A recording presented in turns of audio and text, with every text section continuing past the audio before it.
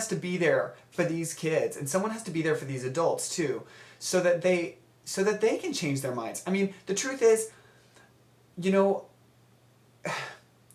I think that,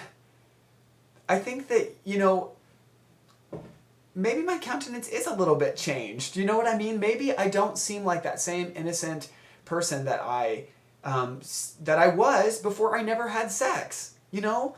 Maybe losing my virginity made me grow up. Maybe I don't have that same sort of like buoyancy about me. Maybe I'm a little bit changed by the pain that I've gone through and by seeing others in pain. You know what? I think scars are beautiful, and I embrace my scars. And you know, anyone who tries to make something negative out of my scars, great. You know, I honor you, I bless you, and you know what? Like, good luck with your own scars. You know what I mean? Because scars are beautiful, and we need to all embrace what we've gone through and what it's done to us. And the refiner's fire is never ever a bad thing. And you know what? You come out on top, but maybe you do look like you've been through something. You know.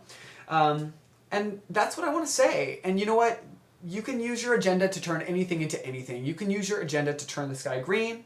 You can use your agenda to make an orange into an apple if you want. You really could. You could find some way to argue it, and you could convince someone out there.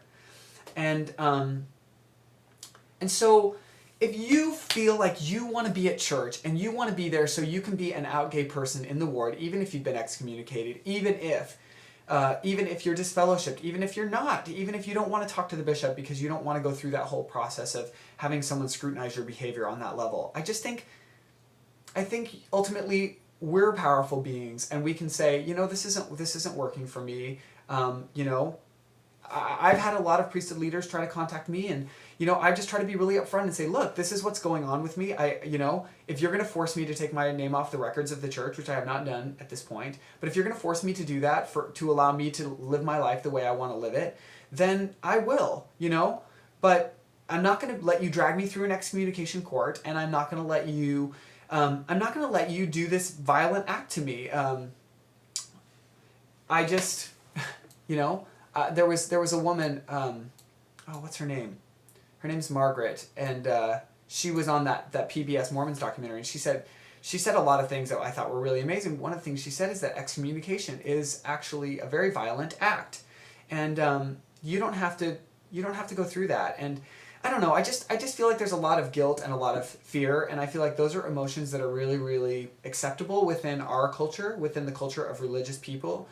Guilt is a really, really acceptable emotion, and so we just don't feel right unless we feel guilty about something, you know? And we're creating this guilt in any way that we can. In fact, I think a lot of my behavior growing up that I felt guilty about, I was actually doing it on purpose because I needed to feel guilty in order to feel like a real valid person, a person who was operating correctly in the religious community.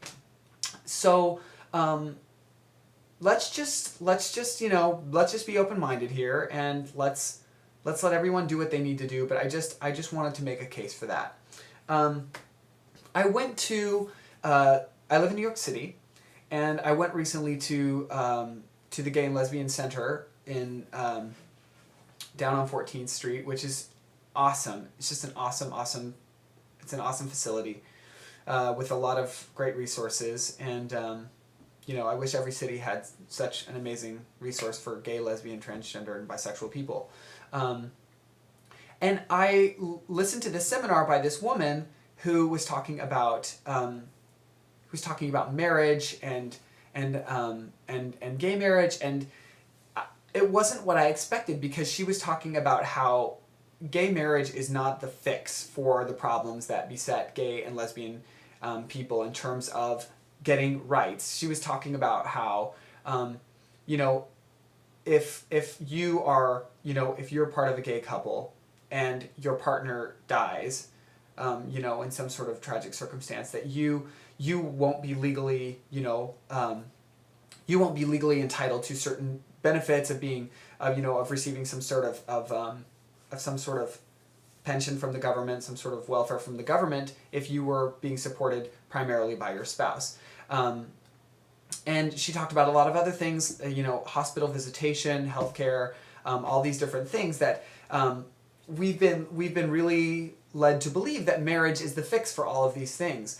And it was just very interesting because I feel like I've definitely been someone who's like, we need marriage. We need marriage equality, because if we don't have marriage equality, then, we won't have A, B, and C. I think the question of marriage is completely, after hearing this woman talk, I think the question of marriage is completely distinct from the question of rights of partnership, rights of survivorship, healthcare, hospital visitation, all these things that affect people who are in gay partnerships. And also, of course, adoption, children, custody, all of these things. So she was just talking about how we need to find, there are actually really great fixes that we can do to make sure that people who are in common law marriages, people who even necessarily who haven't taken part in civil unions, that they should be entitled to, as long as they are registered partners or they've been living together for a certain amount of time. So anyway, that was my phone on vibrate. So she was just talking about how if we get caught up in this whole battle of like, what is marriage? Is marriage between a man and a woman? And all of these groups, including the Mormon Church, are pushing, and many other churches, of course, pushing really hard, donating a lot of money to make sure that these marriage laws, these gay marriage laws are shot down, and that marriage be defined solely as between a man and a woman. Of course, that was recently introduced as an amendment in Congress, that the marriage thing